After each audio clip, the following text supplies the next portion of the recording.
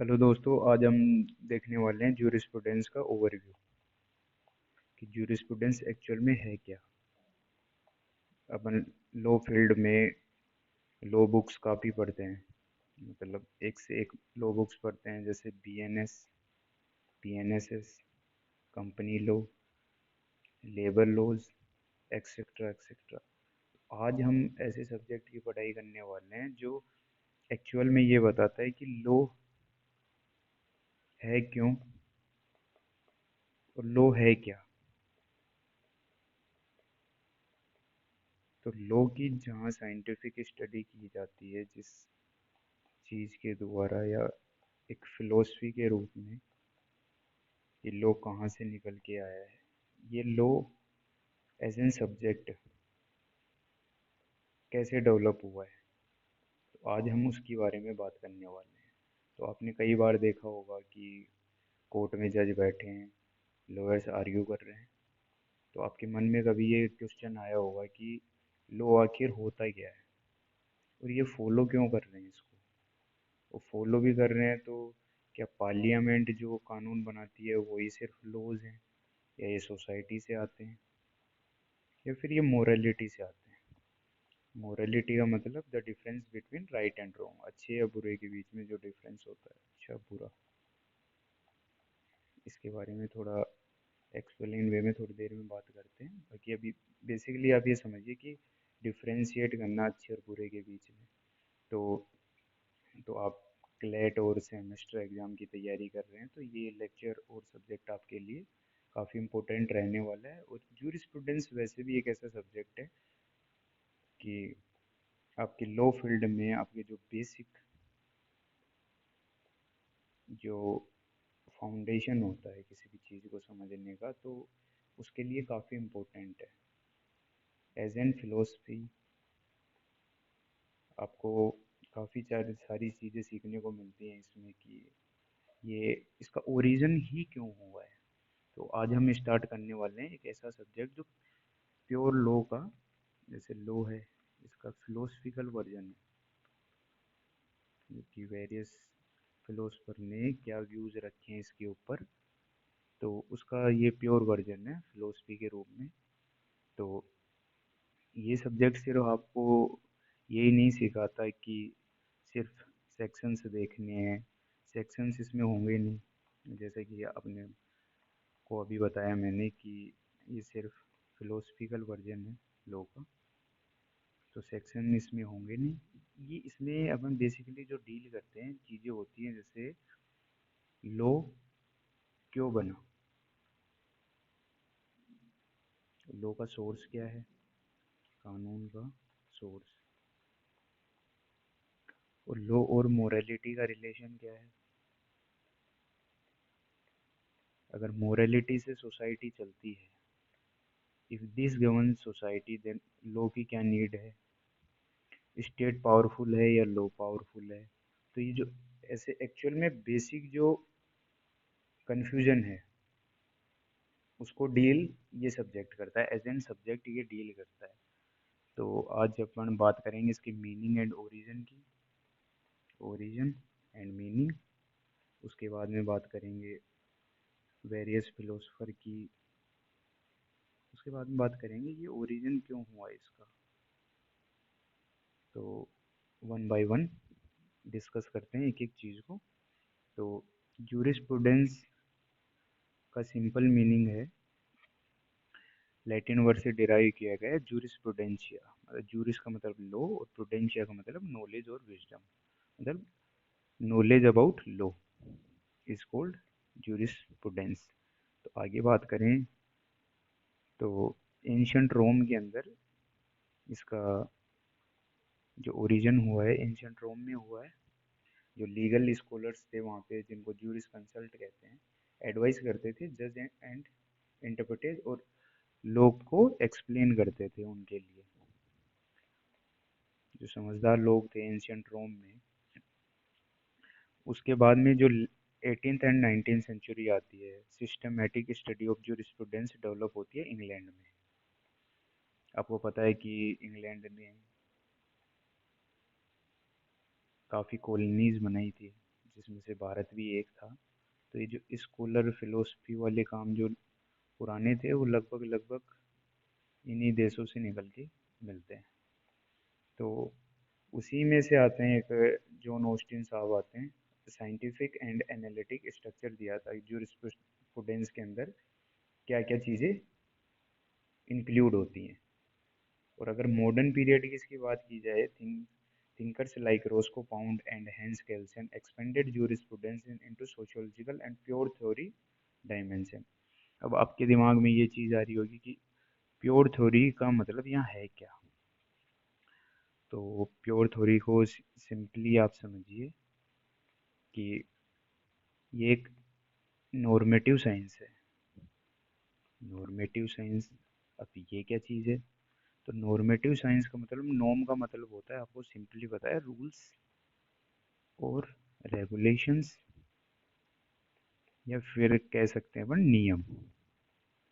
तो ये कहते हैं कि रोस्को पाउंड साहब कहते हैं कि ये नॉर्मेटिव साइंस है, और इसमें जैसे अब ये साइंस है तो ये बेसिक प्रिंसिपल्स पे डिपेंड होनी चाहिए, जिसमें morals, political and sociological elements ना हो। अगर ये इंक्लूड हो जाएंगे तो फिर वो बाइस्ड हो जाएगी। और लॉ शुड बी न्यूट्रल। जब तक लॉ न्यूट्रल नहीं रहेगा तो वो फिर जस्टिस, जो एंड प्रोडक्ट है लॉ को रिकग्नाइज करने का कि न्याय मिलना चाहिए सभी को, तो वो एजेंडा डिफीट हो जाएगा। तो ये प्योर थ्योरी में ये जो रोस्को पाउंड साहब थे उन्होंने ये कहा था। तो आगे अगर बात करते हैं कि वाई डिड, जो बेसिक आप लोगों के दिमाग में आ रहा होगा कि jurisprudence philosophy philosophical way philosophical way to study law, तो ये सब करने की जरूरत क्यों थी। तो अब जैसे society become complex, mainly knowing rules was not enough. People start asking, जैसे पहले सिंपलर सोसाइटीज थी, फिर कल्चरल डिफरेंसेस आए या डिफ्यूजन हुआ, मतलब एक कल्चर एलिमेंट दूसरी सोसाइटी में गए, अलग अलग जगह से उठ के अलग अलग जगह से। तो उसके बाद में जो ये मर्ज हो के एक कॉम्प्लेक्स स्ट्रक्चर बना लिया।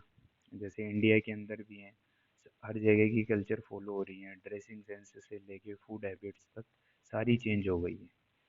तो जैसे सोसाइटी कॉम्प्लेक्स होने लगी तो लोगों ने पूछना स्टार्ट कर दिया। नॉर्मल रूल्स थे वो इनफ नहीं थे सोसाइटी को, समाज को रेगुलेट करने के लिए।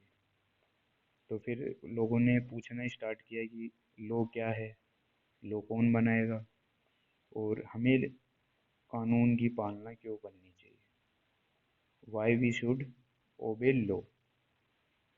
और relation between law and morality, जब मोरालिटी है, सब लोग अच्छे हैं, तो लॉ की क्या जरूरत है। तो ये कुछ फंडामेंटल क्वेश्चंस थे जो जिसकी वजह से jurisprudence as an philosophy develop हुआ। बात करें नेचर की, तो ये theoretical way of study law, इसका कोई प्रैक्टिकल जैसे जूरिस्प्रूडेंस एज ए लॉ नहीं है कि जैसे बीएनएस हुआ, बीएनएसएस हुआ, इनका एक लीगल इफेक्ट है, बट इसका कोई लीगल इफेक्ट नहीं है, प्रैक्टिकल नहीं है। ये वेरियस व्यूज हैं स्कॉलर्स के जो लॉ के अराउंड घूमते हैं कि एक्चुअल में लॉ है क्या। It study law in abstract form. अब आपके दिमाग में ये आ रहा होगा कि ये एब्स्ट्रैक्ट फॉर्म है क्या चीज़। तो कानून का वो प्योर और थ्योरेटिकल रूप, जैसे मान लीजिए कि एक रूल्स बने या लॉ बने, तो ये प्योर स्ट्रक्चर जब इनकी तब होगी, या इसका एक स्ट्रक्चर या सिस्टम देखें, तो इसमें बात होती है कि कानून एक प्योर सिस्टम की तरह कैसे काम करता है, बिना किसी पर्सनल बायस, फीलिंग या मोरलिटी या सोशल कॉन्टेक्स्ट के रूप में। मतलब एक्सट्रैक्ट का मतलब यही मान के चलिए कि जो रूल्स बने हैं वो होने चाहिए फीलिंग्स, बायसनेस और मोरालिटी से दूर होके उस लॉ को देखना पड़ेगा, उसी को अपन एब्स्ट्रैक्ट फॉर्म कहते हैं। एक दूसरी फॉर्म भी होती है लॉ की, जैसे लॉ हुआ एब्स्ट्रैक्ट, मतलब एज इट इज, जैसा लॉ बना है उसको वैसे इंटरप्रेट करो। दूसरा है कॉन्क्रीट, जो कोर्स आजकल फॉलो करती हैं। कॉन्क्रीट का मतलब होता है व्यवहारिक कानून। इसमें होता है कंप्लीट, जैसे मशीन की तरह किसी चीज़ को फॉलो करना, कि आपने उसमें कोड डाला है और वो उसी के अनुसार काम करेगा। इसको ग्राउंड पे इम्प्लीमेंट नहीं कर सकते, ग्राउंड पर सिचुएशंस अलग होती हैं। जैसे समझिए आप कि जैसे कॉन्स्टिट्यूशन बनाया, कॉन्स्टिट्यूशन में इतने अमेंडमेंट्स क्यों होते हैं? क्योंकि सिचुएशंस चेंज होती हैं, सोसाइटी बदलती है। तो उसका एग्जाम्पल अगर देखें तो आर्टिकल जो 16 है, तो उसमें रिजर्वेशंस दे रखी हैं वुमेंस के लिए, चाइल्ड के लिए। और डीपीएसपी जो है उनके अंदर जो काफ़ी स्कीम्स आती हैं गवर्नमेंट के द्वारा। क्यों आती हैं? वो वीकर सेक्शन को सपोर्ट करने के लिए, क्योंकि लॉ को एब्स्ट्रैक्ट फॉर्म में पढ़ा जा सकता है बट इम्प्लीमेंट करना थोड़ा वेग आइडिया है। कॉन्क्रीट फॉर्म में ही लॉ का इम्प्लीमेंटेशन होता है मोस्ट ऑफ द टाइम। इसके बाद में अगर एग्जांपल से समझे कि if IPC says theft is punishable, law tells us punishment. जैसे आईपीसी के अंदर और अभी जो हो गई है बीएनएस, बीएनएस के अंदर काफ़ी पनिशमेंट्स दे रखी हैं। तो बीएनएस अपने को बताएगी कि पनिशमेंट इस, जैसे मर्डर के लिए ये पनिशमेंट है, और थेफ्ट के लिए ये पनिशमेंट है। ज्यूरिस्प्रूडेंस बताएगी चोरी गलत क्यों है, मर्डर गलत क्यों है, और पनिशमेंट का ऑब्जेक्टिव क्या है, ये बताता है ज्यूरिस्प्रूडेंस। अब ये तो सिंपल अभी बात कर लिया अपन ने, ज्यूरिस्प्रूडेंस मतलब साइंस ऑफ लॉ या नॉलेज ऑफ लॉ। अब इसके बारे में जो वेरियस फिलोसफर ने बात की है उसके बारे में एक एक करके बात करते हैं। जो वेरियस जो जूरिस्ट थे उनके कोर ऑब्जेक्टिव के बारे में बात करें तो understand the philosophy, purpose and foundation of law. वही बात है कि लॉ क्यों है, किस लिए है और इसके ऑब्जेक्टिव्स क्या हैं, उसको समझने के लिए जूरिस्प्रूडेंस आया है। इसके बाद में बात करते हैं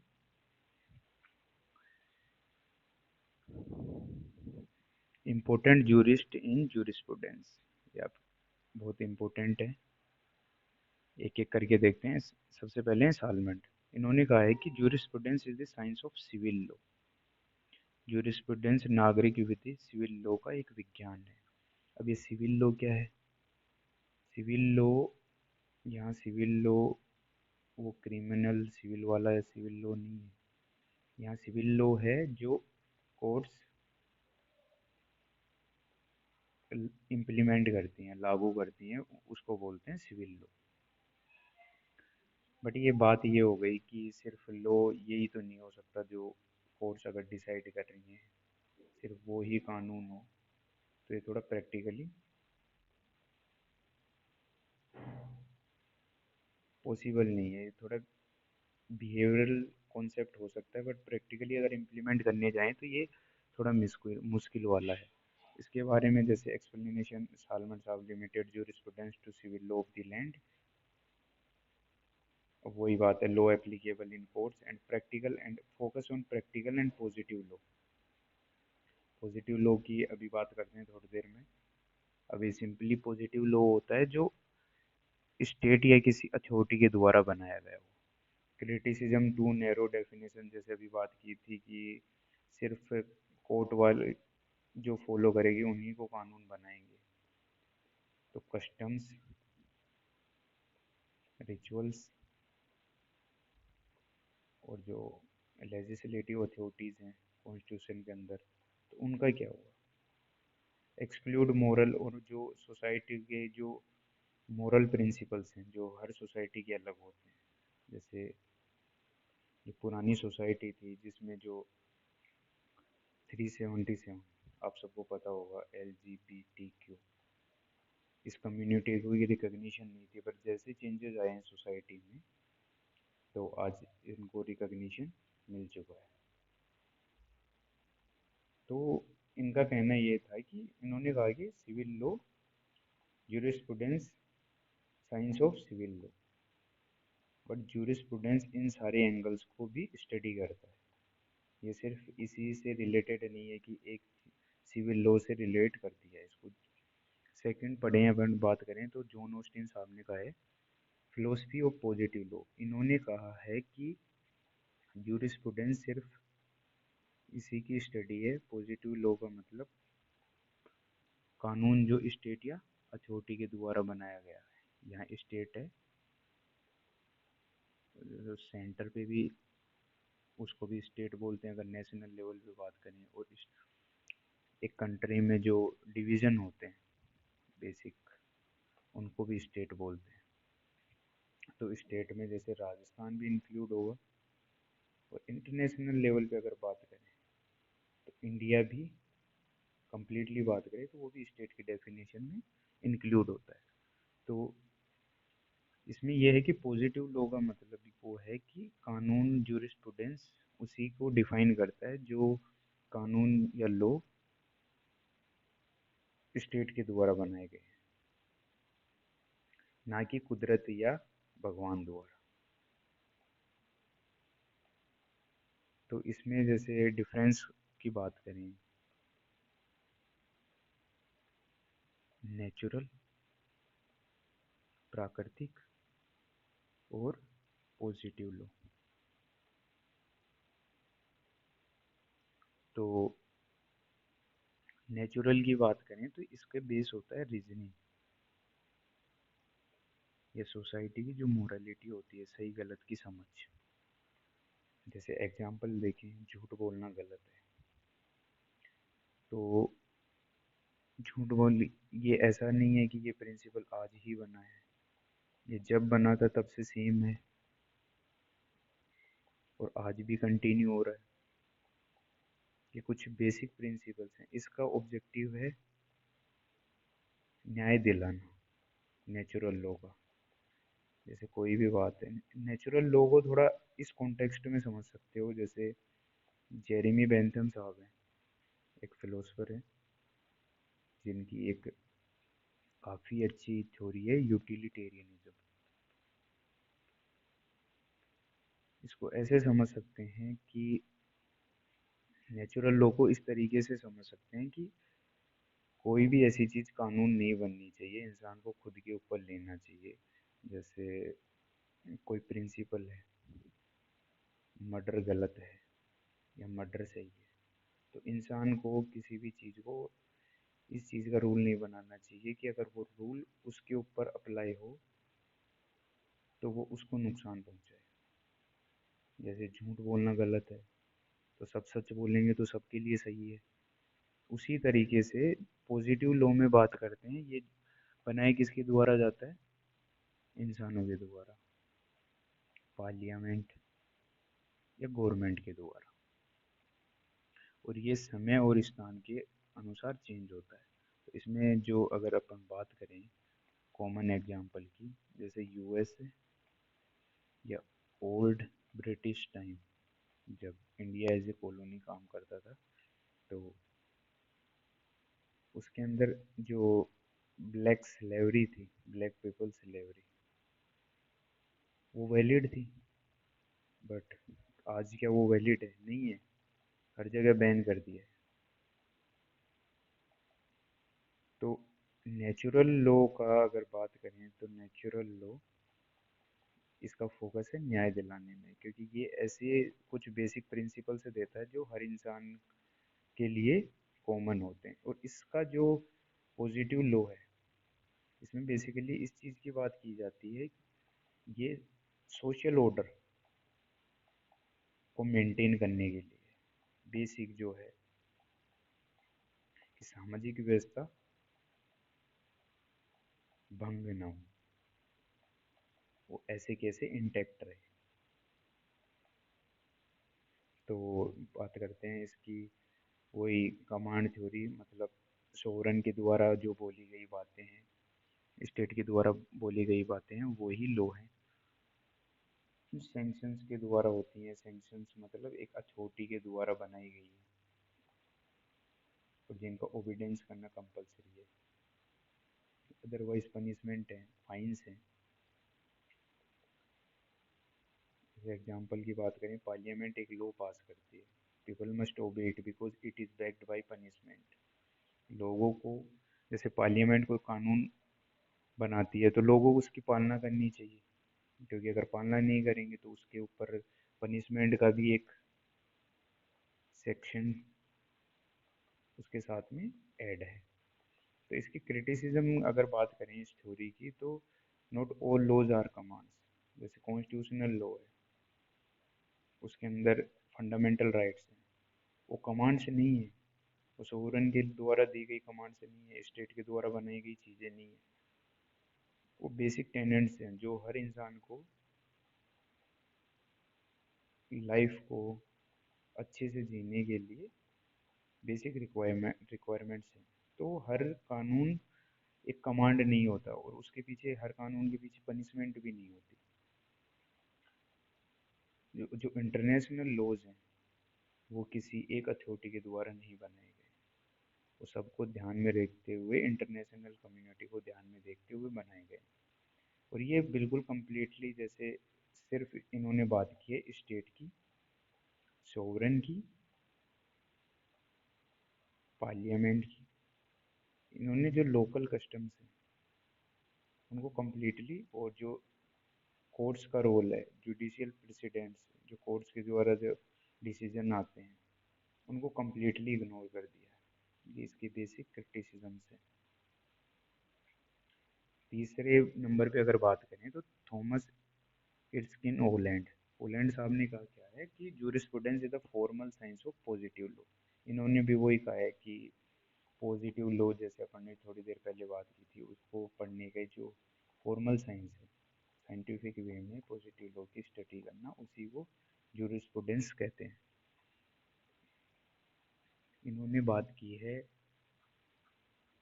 कि जैसे हम मैथ्स की बात करते हैं, उसमें एक नंबर और पैटर्न ये के रूल्स सीखते हैं। जैसे ए प्लस बी का होल स्क्वायर है, A square plus B square plus 2ab।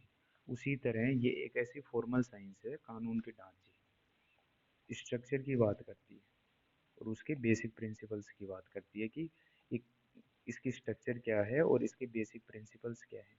ना कि इस बारे में बात करती है जूरिस्प्रूडेंस, इस बारे में कोई बात नहीं करती, इस बारे में साइलेंट होती है कि कानून सही है या गलत। तो इनकी क्रिटिसिज्म यही है कि ये बहुत ज़्यादा थ्योरेटिकल है। प्रैक्टिकली अगर देखें तो लॉज को, जितने भी लॉज हैं, उनको सोसाइटी की डिमांड्स के अनुसार बनाया जाता है और सिचुएशन के अनुसार उसको अप्लाई किया जाता है। इसके बारे में बात करें, जूलियस स्टोन्स ने कहा है कि jurisprudence is the lawyers extra version, मतलब जो वकीलों का है, जो बाह्य दृष्टिकोण है, उसको जूरिस्प्रूडेंस कहते हैं। Law can not be studied, इन्होंने कहा है कि आइसोलेशन, जैसे मैंने बताया, कस्टम्स, रिचुअल्स को हटा के जूरिस्प्रूडेंस की या लॉ इनकम्प्लीट है। अगर इन सबको इंक्लूड नहीं कर रहे हो तो लॉ इनकम्प्लीट है। इन्होंने कहा must consider social political and economic factor connected with sociology. इन्होंने कहा कि जो सोसाइटी के अंदर जो बेसिक पिलर्स हैं, इकोनॉमिक, पॉलिटिकल और सोशल, इनको इंक्लूड करना बिल्कुल नेसेसिटी है। एक लॉ के अंदर अगर लॉ को इफेक्टिव इम्प्लीमेंट करना है तो ये सब चीज़ें। पर इनका जो क्रिटिसिज्म अगर देखें तो डेफिनेशन वेग है। इन्होंने ये नहीं बताया जो ये फैक्टर्स हैं इनमें क्या इंक्लूड करना है और क्या छोड़ना है। और ये प्रैक्टिकली थोड़ा एप्लीकेबल होना थोड़ा मुश्किल है। जैसे एक सोसाइटी के अंदर ये सारे स्टेट है, पॉपुलेशन 1, पॉपुलेशन 2, 3, 4। जैसे इंडिया के अंदर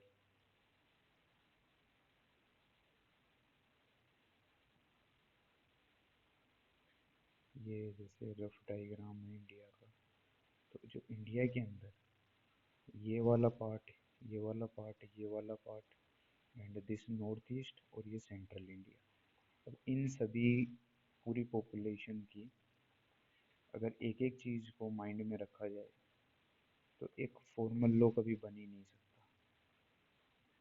तो इसीलिए थोड़ा एप्लीकेबल पार्ट में आके थोड़ी सी दिक्कतें आती हैं।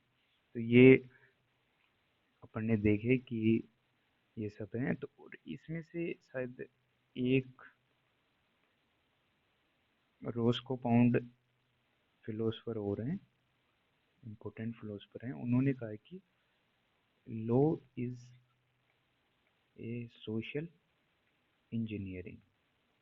अब इसका क्या मतलब है? इनका मतलब है, इन्होंने कहा है कि लॉ जो है वो सोसाइटी की मतलब काफ़ी सारी चीज़ें हैं, मतलब डिफरेंट डिफरेंट। एक इकोनॉमिक इंटरेस्ट है, एक पॉलिटिकल इंटरेस्ट है, और जैसे एक हुआ अपना इकोनॉमिक हो गया, पॉलिटिकल हो गया, और एक सोसाइटल सोशियोलॉजिकल जैसे वेलफेयर चीज़ें हैं, ये रिप्रेजेंटेशन वाला है, और ये इकोनॉमिक डिस्पैरिटीज। तो ये जैसे ये सारे इंटरेस्ट हैं सोसाइटी के, डिफरेंट डिफरेंट इंटरेस्ट हैं। तो इसको बैलेंस करना कानून का यही काम है। अगर जैसे बात करें इन तीनों में बारे में बात करें, जैसे इकोनॉमिक इंटरेस्ट का अगर एग्जांपल लें, तो इकोनॉमिक में जो इनकम के लिए देखिए कि जो जिनकी ज़्यादा इनकम है उनके ऊपर टैक्स ज़्यादा है। तो इसको बोलते हैं प्रोग्रेसिव टैक्सेशन। ये गवर्नमेंट क्यों कर रही है, ये कानून क्यों है? ये सोसाइटी का इंटरेस्ट है कि किसी भी कुछ लोगों के पास पूरी की पूरी इनकम इकट्ठा नहीं होनी चाहिए।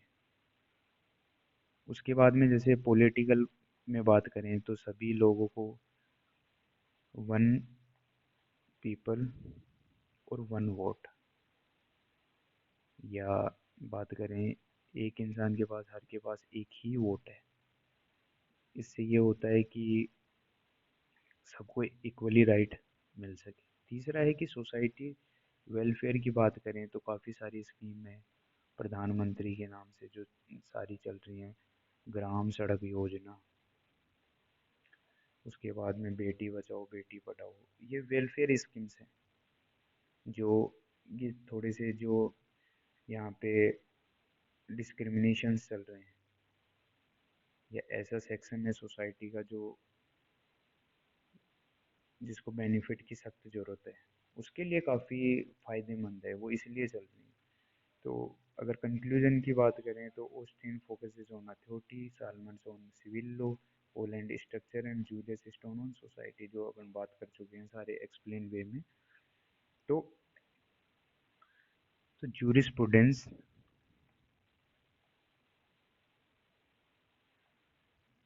जूरिस्प्रूडेंस के बारे में आज हमने बात की। तो इसमें बात की कि जूरिस्प्रूडेंस साइंस ऑफ लॉ या नॉलेज ऑफ लॉ, इन सब के बारे में बात की। उसके बाद में वेरियस फिलोसफर के बारे में बात की अपन ने, Julius Stone, Holland, Salmond and Roscoe Pound. इसके बाद में जो इम्पोर्टेंट टर्म्स हैं जैसे सिविल लॉ, उसके बारे में उसके बारे में बात की अपन ने। नेचुरल और पॉजिटिव लॉ, उसके बाद में बात की एब्स्ट्रैक्ट एंड कॉन्क्रीट लॉ। तो अगर इसकी कंटेम्प्रेरी रेलेवेंस देखें, जूरिस्प्रूडेंस क्यों जरूरी है, तो पार्लियामेंट अपनी लॉ बनाती है और उसमें सेक्शंस बिल्कुल वेल डिफाइंड। तो इस बात को इस तरीके से सोच के देखिए कि जूरिस्प्रूडेंस क्यों जरूरी है। तो जूरिस्प्रूडेंस सब्जेक्ट हर इंसान को जज की तरह सोचना सिखाती है। इसमें ये नहीं है कि कॉमन मैन को पता होगा कि लो ये है, पर जज क्या सोचता है कि ये लो क्यों है और इससे सोसाइटी को क्या बेनिफिट है। तो आपने कभी देखा होगा कि सुप्रीम कोर्ट के हर सेक्शन को लेके बीएनएस या बीएनएसएस और भी लॉज हैं, उनके सेक्शंस को लेके जिनके ऊपर थोड़ी सी कंट्रोवर्सी होती है, उनको लेके काफ़ी जजमेंट्स आते हैं और वो प्रिंसिपल से भी बनते हैं। वो क्यों आते हैं? वो इसीलिए आते हैं कि लॉ को एक फॉर्मेट की तरह कभी भी अप्लाई नहीं किया जा सकता। लॉ को जब भी अप्लाई करेंगे वो सोसाइटी के स्थिति, सर्कमस्टांसेस को ज़रूर देखेंगे, तभी वो जो उसका एजेंडा है, लॉ का एजेंडा क्या है, एंड में ये जो सारी चीज़ें हैं, न्यायपालिका है, कार्यपालिका है, जुडिशरी है और लेजिस्लेचर है, वही है ना कि हर जो इंसान है उसको न्याय मिले। तो जब तक आप वो सिचुएशन इंक्लूड ही नहीं करेंगे हर लोग के अंदर, तो न्याय मिलना थोड़ा मुश्किल हो जाएगा, थोड़ा हार्ड टू फाइंड। तो इसके बारे में यही था। नेक्स्ट जो भी अपना चैप्टर होने वाला है, जूरिस्प्रूडेंस में जो और लेक्चर होने वाला है, उसमें नेक्स्ट टॉपिक के बारे में बात करेंगे। तो होपफुली ये लेक्चर आपको अच्छा लगा होगा और आपको काफ़ी चीज़ें सीखने को मिली होंगी। तो जुड़े रहिए टीएफजी एडवोकेट से। मिलते हैं नेक्स्ट वीडियो में।